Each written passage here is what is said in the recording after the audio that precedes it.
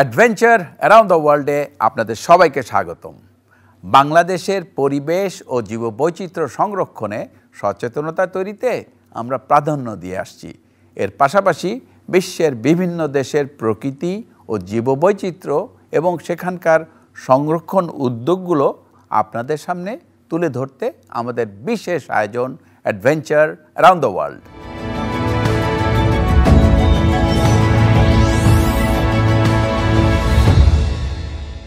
দর্শক মণ্ডলী, আটলান্টিক মহাসাগরের তীরে অবস্থিত ইউরোপীয় দেশ পর্তুগাল। দেশটির রাজধানী বন্দরনগরী লিসবন উদ্যানের জন্য বিখ্যাত। সমুদ্র সৈকতসহ বৈচিত্র্যময় প্রাকৃতিক সৌন্দর্যে ভরপুর দেশ পর্তুগাল, যার ফলে এই দেশটির ইউরোপসহ বিশ্বের অন্যান্য অঞ্চলের পর্যটকদের কাছেও বেশ জনপ্রিয়। অ্যাডভেঞ্চার অ্যারাউন্ড দ্য ওয়ার্ল্ডের আজকের পর্বে থাকছে পর্তুগালের প্রকৃতি ও জীববৈচিত্র্য নিয়ে কিছু তথ্য ও চিত্র।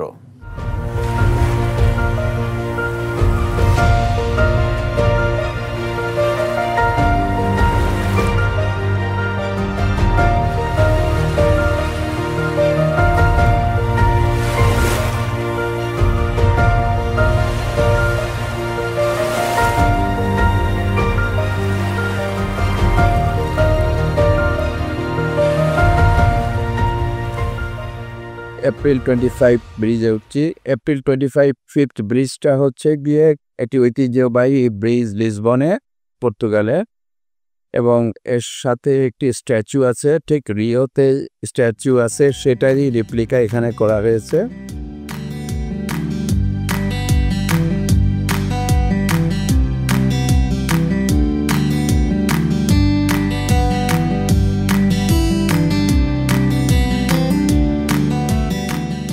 আমরা আস্তে আস্তে করে পাহাড়ের উপরে উঠছি। এটা একটি পুরনো ঐতিহ্যবাহী রাস্তা, যা দিয়ে আমরা কিস্টোরি এই মূর্তিটার কাছে চলে আসলাম। এই প্লেন উড়ে যাচ্ছে ঠিক কিস্টোরির পাশ দিয়ে।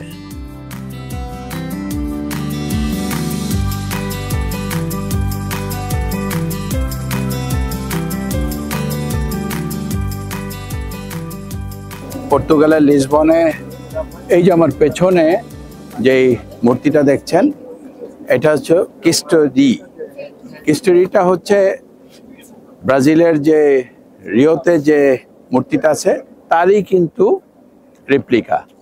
এবং এখানে খুব সুন্দর একটা ব্যবস্থাপনার মাঝে এই ধরনের একটি স্কাল্পচার তৈরি করা হয়েছে। এই স্কাল্পচারটা করার পেছনে ব্রাজিলের সেই থিমটাকেই কিন্তু অনুসরণ করা হয়েছে। আর এই যে প্রচুর গাছ লাগানো হয়েছে, এখানে সুন্দর একটা চত্বর তৈরি করা হয়েছে। প্রচুর টুরিস্ট আসেন এখানে, লোকাল এবং ইন্টারন্যাশনাল। আর এই যে গাছগুলো অলিভ এবং খেজুরের গাছ লাগানো হয়েছে এখানে, আর সুন্দর একটা সবুজের সমারোহ। আর এই জায়গাটির নাম হচ্ছে আলমাদা। সবই বেশ গোছানো, সাজানো এবং পরিবেশ বান্ধব। এই যে নানা ধরনের জিনিস দেখছি বিদেশে বিভিন্ন জায়গায়, দেখে একটা কথাই মনে হয়, আমরা কি পারি না? আমরাও পারি, শুধু আমাদের একটু উদ্যোগ নিয়ে এগিয়ে আসতে হবে। তাহলেই আমরা বাংলাদেশটাকে ভালো রাখতে পারবো, আমাদের ভালো রাখতে পারবো, আমাদের ভবিষ্যৎ প্রজন্মকে ভালো রাখতে পারবো। বিশালদেহী জাহাজটি ব্রিজটার নিচে দিয়ে যাচ্ছে। আমার ঠিক পেছনে যে ব্রিজটি, এটা হলো ওয়ার্ল্ডের 48th লার্জেস্ট সাসপেনশন ব্রিজ। এবং এই ব্রিজটা লিসবন এবং মাদাকে কানেক্ট করেছে। জায়গাটা খুবই একটা মনোমুগ্ধকর জায়গা এবং পরিবেশ বান্ধব জায়গা। আসলে সুন্দর পরিবেশ সবাইকেই কিন্তু আকর্ষণ করে, এবং যেটা খুব দরকার আমাদের জীবনে।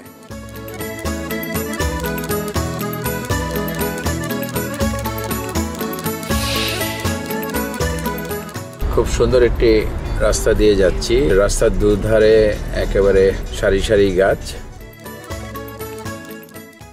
লিসবন শহর থেকে রওনা দিয়েছি চ্যাপেল অফ বোনসে যাওয়ার জন্য, যেটা পুরোটা তৈরি হয়েছে মাথার তুলিয়ার হাড় দিয়ে। একটি জিনিস হচ্ছে যে রাস্তার বিভিন্ন জায়গায় মোড়ে নানা ধরনের স্কাল্পচার।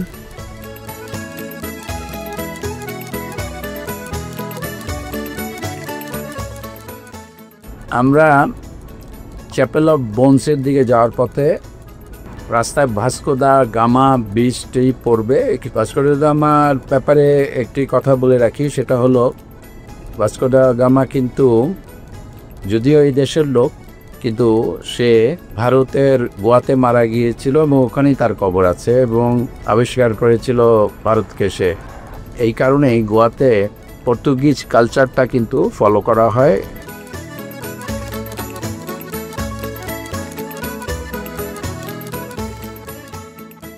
ভাস্কো দা গামা ব্রিজে একেবারে উপরে উঠে গেছি। 17 কিলোমিটার লম্বা এই ব্রিজটি।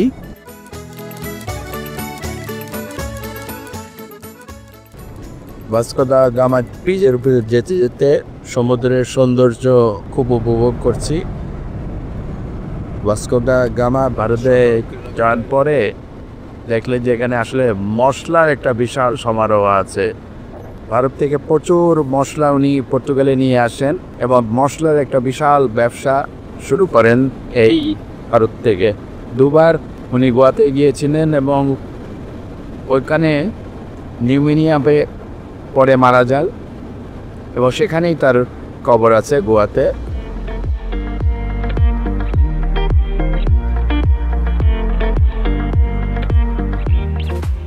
ইলেকট্রিক পোস্টের মধ্যে অনেকগুলো বাসা, বেশ নিশ্চিন্তে তারা বাসা বানিয়েছে, বড় বড় বাসা।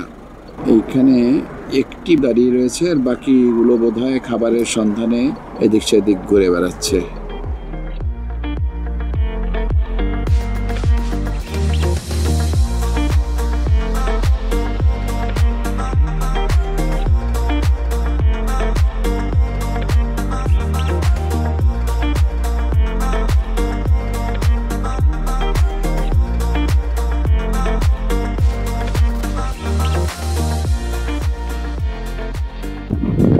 আমি এখন দাঁড়িয়ে রয়েছি চ্যাপেল অফ বোনস যে চার্চ তার সামনে। এটা ইভোরা বলে একটি জায়গা, পর্তুগালের লিসবন থেকে 132 কিলোমিটার দূরে। এখন ভিতরে যাব। বোনসের এন্ট্রি গেট দিয়ে ঢুকলাম, ঢুকে এগিয়ে যাচ্ছি সামনে। এখানে বেশ সুন্দর সেই রোমান আর্কিটেকচারাল নানা জিনিসের স্থাপনা সেভাবে তৈরি করা হয়েছে এখানে।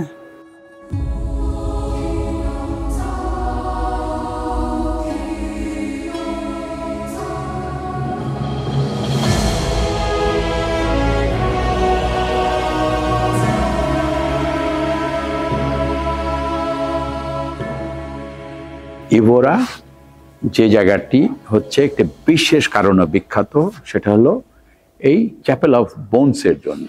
কারণ এই ধরনের স্থাপনা সারা পৃথিবীতে কোথাও নেই, একমাত্র এই ইভোরাতে এই জায়গাটি। এটা 1700 শতাব্দীতে তৈরি হয়েছে। 3 জন মঙ্ক বা সাধু 5000 মাথার খুলি এবং মানুষের শরীরের হাড় দিয়ে এই চার্চটিকে তৈরি করা হয়েছিল। মূল মেসেজটি হচ্ছে আমাদের জীবন ছোট এবং আমরা যেন আমাদের প্রকৃতি, পরিবেশ এবং মানুষের সাথে আমাদের যে ব্যবহার সেটা যেন আমরা ভালো রাখি এবং ভালো কাজ করে যাই পৃথিবীতে। জীবনটা যেহেতু ছোট, আমাদের জীবনে যে সময়টুকু, যে কালটুকু আমরা এই পৃথিবীতে থাকব, তারপরে কিন্তু আমরাও কবরে যাব এবং আমাদেরও কিন্তু এই শরীরের অংশ এই ধরনের একটি জায়গায় পৌঁছে যাবে মাটির নিচে। সুতরাং আমরা যেন ভালো কাজ করে যাই, এই প্রকৃতি, পরিবেশ, এই জীবনের যাবতীয় যা কিছু আছে সব কিছু যেন আমরা সুন্দরভাবে দৃষ্টান্তমূলক কাজ করে রেখে যাই, যাতে আমাদের ভবিষ্যৎ প্রজন্ম এবং আমরা যাতে ভালো থাকি। সেই কাজটি করার জন্যই কিন্তু এই ধরনের একটি মেসেজ দেওয়ার একটি ব্যবস্থা করা হয়েছে এখানে। সুতরাং আমরা যেন আমাদের জীবনের যেটুকু সময় আছে আমাদের হাতে, সেই সময়টুকু আমরা যেন ভালো কাজে ব্যয় করি এবং আমরা এই পরিবেশ, প্রকৃতি এবং মানুষকে ভালো রাখি।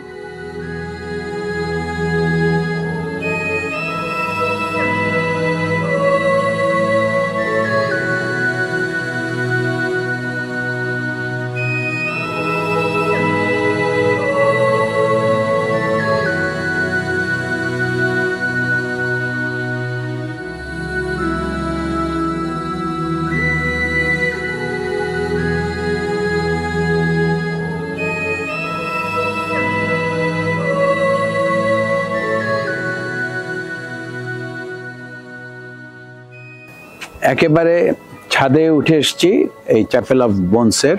পুরো এলাকাটা দেখা যায় এখান থেকে। এর সামনে একটি ময়ূর ঘুরে বেড়াচ্ছিল এবং এই ধরনের একটি স্থাপনা যেটা তারা ধরে রেখেছে আজকে এত বছর ধরে।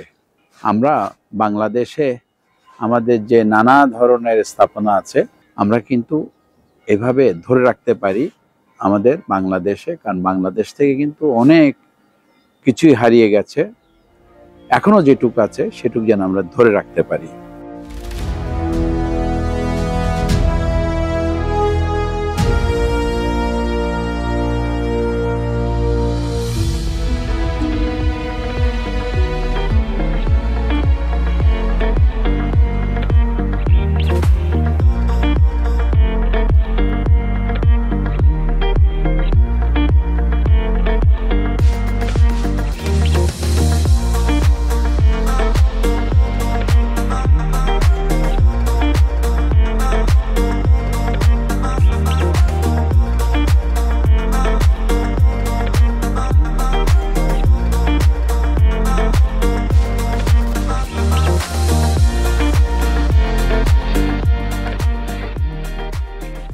আমি এসেছি কাবো দা রোকা বলে একটি মাউন্টেন এবং সমুদ্র এবং লাইট হাউস।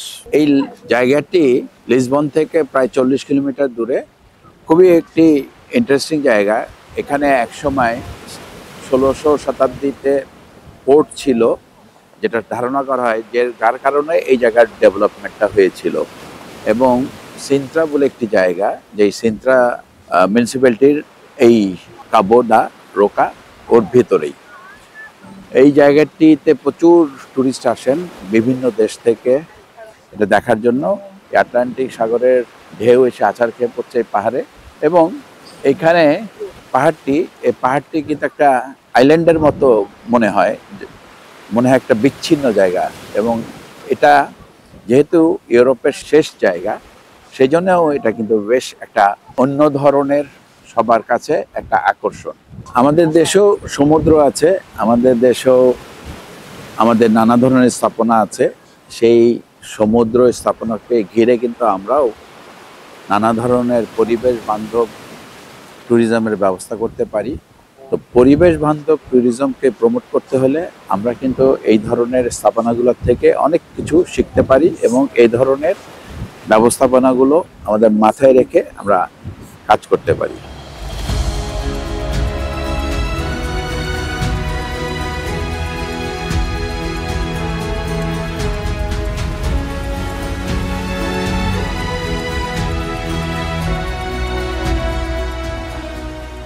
আমি কাবো দা রোকার মাউন্টেনের উপরে হেঁটে হেঁটে আরেক পাশে যাচ্ছি।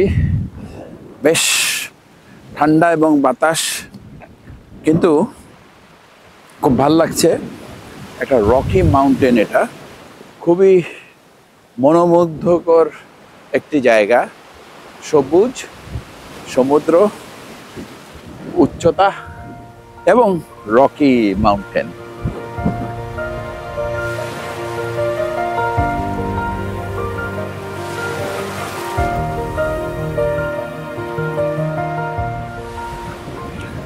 বুক ভরা নিঃশ্বাস, নির্মল বাতাস।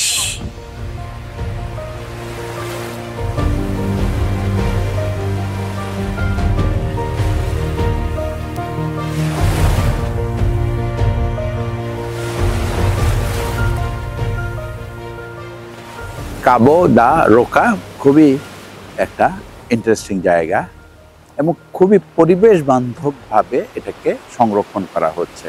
আমাদের দেশেও কিন্তু নানা ধরনের জায়গা আছে, যেমন আমাদের সমুদ্র আছে, আমাদের পাহাড়ি অঞ্চল আছে। আমরা যদি সেগুলোকে সুন্দরভাবে সংরক্ষণ করি তাহলে কিন্তু আমাদের দেশেও ট্যুরিজম প্রমোট হবে এবং আমরা এর থেকে কিন্তু অর্থনৈতিকভাবেও লাভবান হব। সব কিছু মিলিয়ে ভালো পরিবেশ, ভালো প্রকৃতি এবং ইতিহাস এবং ট্যুরিজম সব কিছুকে কোঅর্ডিনেট করে একসাথে আমরা যখনই সংরক্ষণ করব তখন কিন্তু আমাদের দেশটা ভালো থাকবে।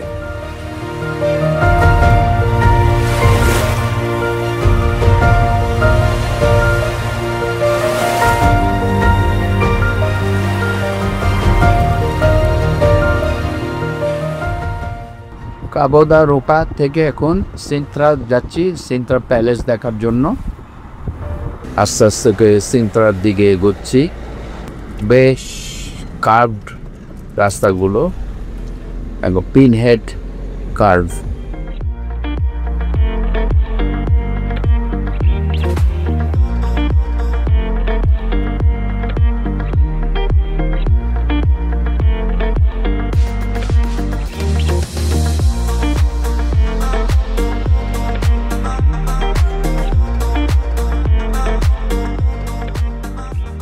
অ্যাডভেঞ্চার অ্যারাউন্ড দ্য ওয়ার্ল্ডে আমি এখন এসেছি প্যানা প্যালেসে। প্যানা প্যালেস হচ্ছে পাহাড়ের উপরে একটি প্যালেস, যেটা লিসবন থেকে প্রায় 40-45 কিলোমিটার দূরে। আমরা এই বাসটিতে উঠবো, পাহাড়ের উপরে প্যালেসের কাছে যাব, তারপরে আবার কথা বলবো।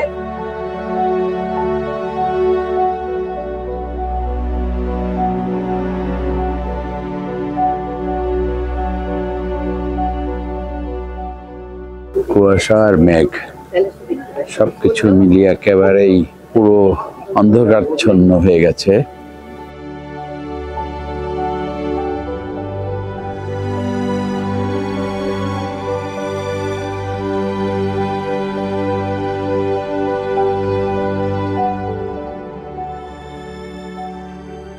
প্যানা প্লেসটা হচ্ছে গিয়ে এটা সিন্ত্রা বলে একটি জায়গা, সেইখানে এই প্যালেসটি। এবং এই প্যালেসটির বৈশিষ্ট্য হলো এটা কিন্তু অনেক পুরনো, সেই 1416 সালে এই প্যালেসটি তৈরি করা শুরু হয় এবং তারপর 1800 সালে গিয়ে এটা শেষ হয়। তবে এর মধ্যে অনেক ঘটনা ঘটেছে, কারণ এখানে কিন্তু একসময় ভূমিকম্প হয়েছিল লিসবনে, তাতে এই প্যালেস ক্ষতিগ্রস্ত হয়েছিল। এবং এই প্যালেসের আরেকটি বৈশিষ্ট্য হলো একসময় এটা মনেস্ট্রি হিসেবে ব্যবহৃত হতো। এখন সরকারি কোনো অনুষ্ঠান হলে অথবা প্রেসিডেন্ট অনেক সময় এখানে অনুষ্ঠান করেন, এটা একটা সরকারি একটি ভবন হিসেবেও ব্যবহৃত হয়। এই প্যালেস দেখতে কিন্তু প্রচুর টুরিস্ট আসেন বিভিন্ন দেশ থেকে। আর এটা হচ্ছে প্রায় 500 মিটার উপরে এই প্যালেসটি, এবং এটা গার্ডেন আছে, এখানে অন্যান্য জিনিস আছে, সবকিছু মিলিয়ে কিন্তু এটা একটা দর্শনীয় জায়গা। এখানে যখন পরিষ্কার ওয়েদার থাকে তখন কিন্তু লিসবন থেকে এই প্যালেসটি দেখা যায়, যেটা খুবই ইন্টারেস্টিং একটি ব্যাপার। একটি পরিবেশ বান্ধব প্রকৃতির সাথে ম্যাচ করে এত সুন্দর একটি প্যালেস বানানো হয়েছে, প্যানা প্যালেস, যেটা দেখার মতো। সবচেয়ে বড় কথা হচ্ছে আমাদের দেশেও কিন্তু নানা ধরনের স্থাপনা আছে এবং সেই স্থাপনাগুলো কিন্তু আমরা যদি ভালোভাবে সংরক্ষণ করতে পারি আমাদের নতুন প্রজন্ম জানতে পারবে এর ইতিহাস, পাশাপাশি আমাদের দেশেও কিন্তু ট্যুরিজমটাকে আমরা প্রমোট করতে পারবো।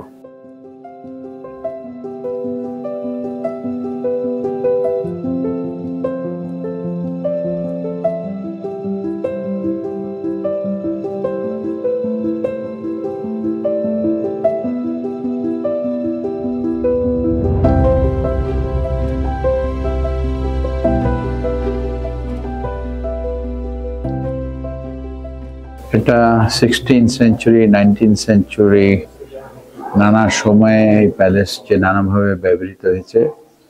পাশাপাশি এইখানে সেই পুরনো আমলে যেভাবে ডাইনিং টেবিলে সার্ভ করা হতো খাবার, সেভাবে সাজিয়ে রাখা হয়েছে এখানে। আসলে সংরক্ষণ একটা এমন একটি জিনিস যে সেটা দেখার জন্য, পুরনো জিনিস দেখার জন্য মানুষের কিন্তু একটা আগ্রহ থাকে সব সময়। আমরা আমাদের দেশেও কিন্তু পুরনো ঐতিহ্যবাহী জিনিসগুলো কিন্তু এইভাবে সংরক্ষণ করতে পারি এবং ডিসপ্লে করতে পারি সেভাবে, যাতে মানুষ জানতে পারে এবং ভিজিট করতে পারে জায়গাগুলো। এবং সেটা কিন্তু এই প্যানা প্যালেসের এই পুরনো ঐতিহ্যবাহী এই জিনিসগুলো দেখলে সেটাই মনে হয় যে আমাদেরও এইরকম প্রচেষ্টা থাকা উচিত।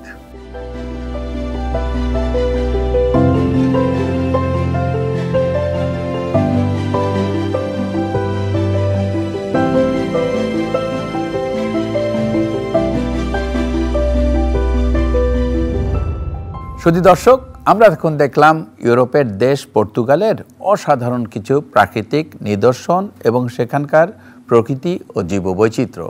এখানকার প্রকৃতি, শিল্প, সংস্কৃতি পর্যটকদের দারুণভাবে আকৃষ্ট করে। বাংলাদেশেও রয়েছে শিল্প, সংস্কৃতি ও প্রাণ প্রকৃতির এক অমিত ভাণ্ডার। এই সমৃদ্ধ বাংলাদেশকে ভালো রাখার দায়িত্ব আমাদের সবার। সুন্দর প্রকৃতিতে গড়ি সুস্থ জীবন, এই আশা নিয়ে শেষ করছি আজকের অনুষ্ঠান। আপনারা সবাই ভালো থাকুন, সুস্থ থাকুন।